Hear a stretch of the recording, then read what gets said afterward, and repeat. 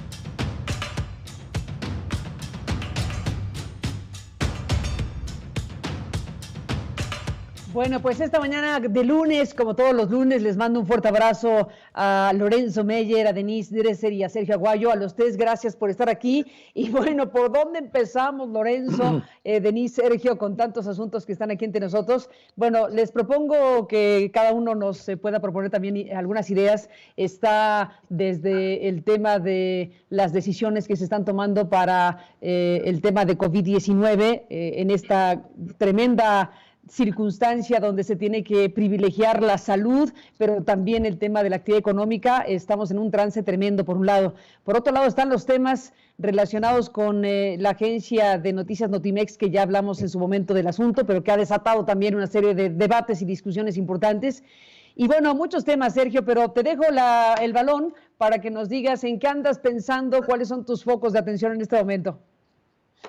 Carmen, en fin, dentro de los muchos temas que aquejan al país, uno fundamental es la cada vez más difícil posibilidad de entablar un diálogo abierto en público, en privado es posible, público, entre funcionarios del Estado y académicos, periodistas, en fin, la comunidad, digamos, crítica que obedece a un buen número de eh, eh, orígenes, intenciones, porque en ambos lados existe la tendencia a descalificar el otro de una manera muy burda, totalmente injustificada, sin sustento, y en ese sentido, en los últimos días he reflexionado sobre tu reacción a la carta que leíste de que de los 83, 84 firmantes que cuestionaban la orientación del programa, un poco diciéndote, ya te hiciste fifí, ya te estás lanzando contra la 4T, has dejado tus orígenes. Ese era, y ahí están dos personajes, entre otros, Denise y yo, que estamos representando ese viraje. Me llamó la atención y lo menciono porque me parece que esos son los gestos que debemos privilegiar. Tú lo que hiciste fue leer completo el comunicado, luego invitaste a 3 de ellos que estuvieron en tu programa, dieron sus puntos de vista de manera muy respetuosa. Por cierto, la carta era dura, crítica, pero respetuosa. Y ahí en ese diálogo me parece que es un ejemplo de lo que deberían intentar hacer. Simplemente evitar la descalificación y escuchar al otro, porque ese ejercicio tan elemental, tan mínimo, es lo que hemos ido perdiendo en los últimos tiempos y hemos caído en todos, me incluyo, un poco en el enojo a veces cuando te acusan injustificadamente. No recuerdo el nombre de con quien hablabas, uno de ellos, Javier, me parece, lanzó una frase que se me quedó grabada.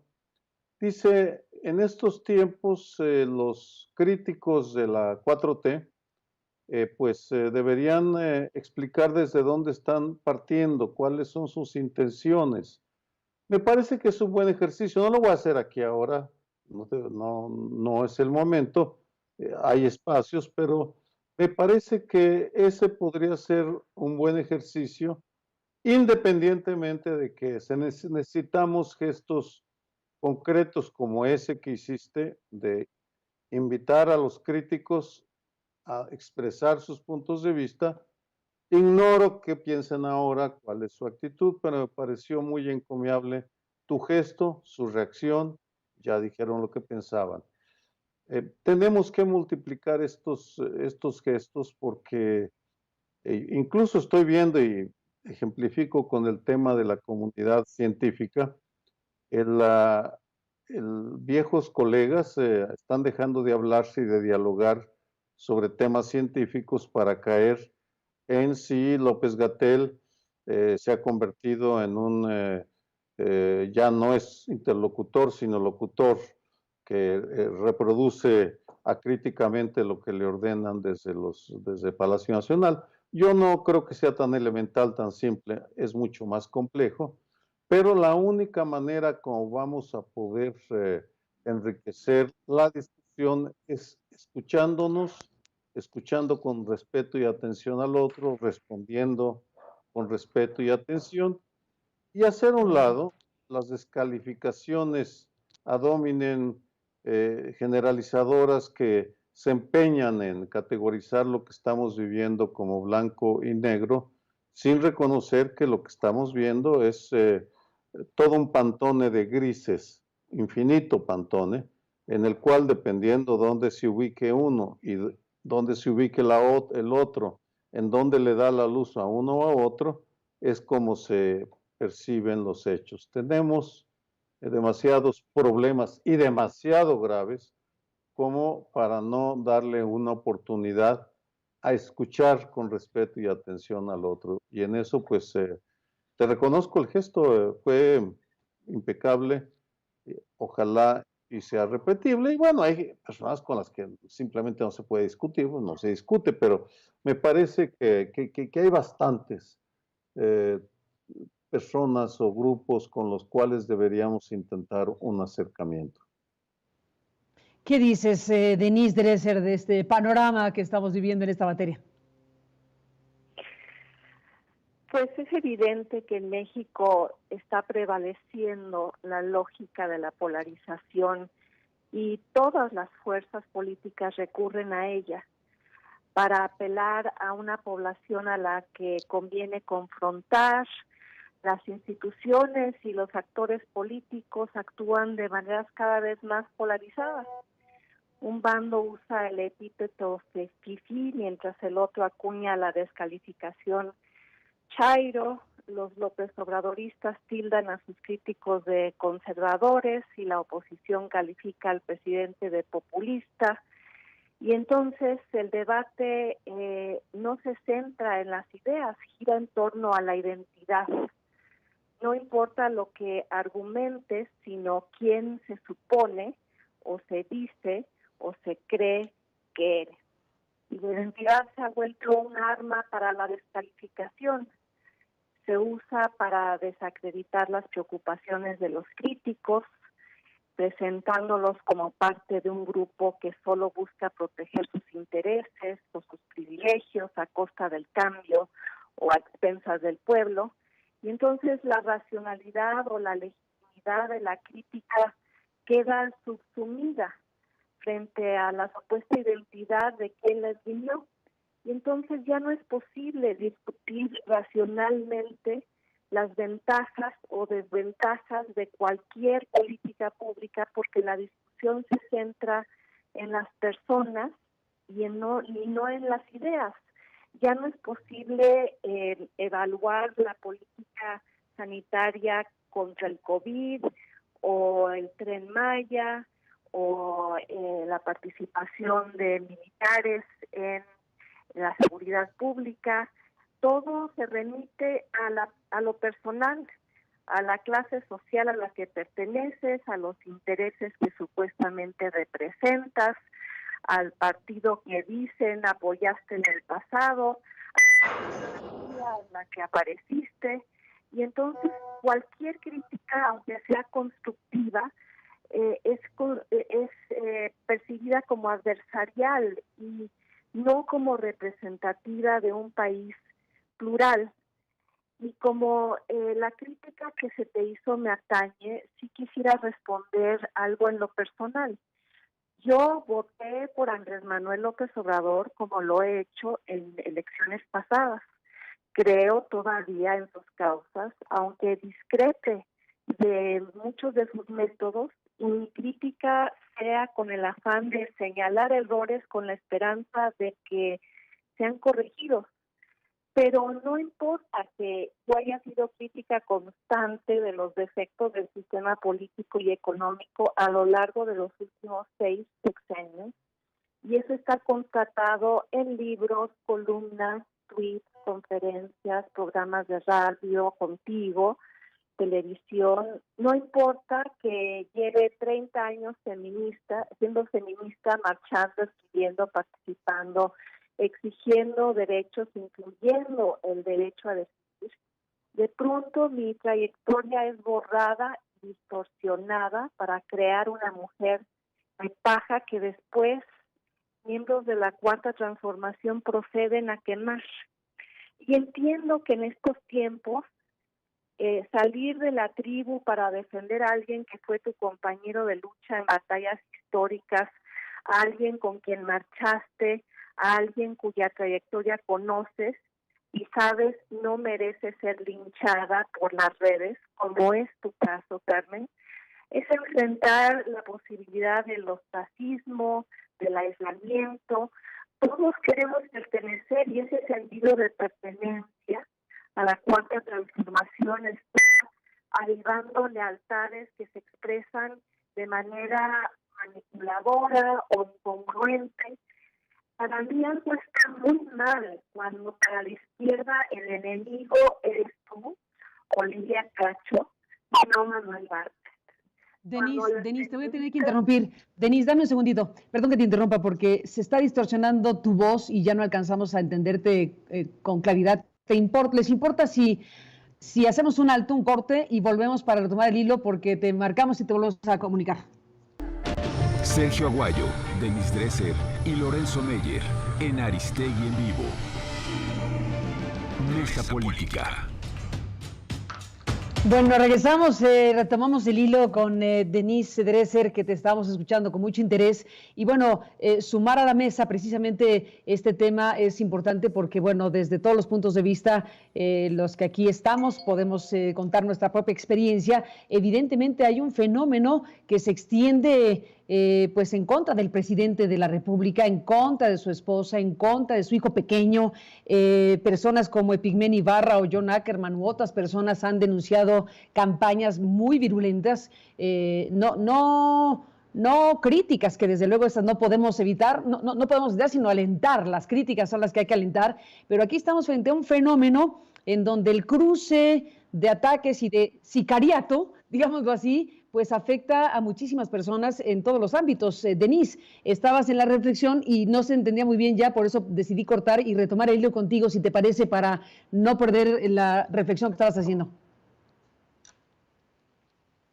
Sí, ¿en dónde dejaste de escucharme, Carlos?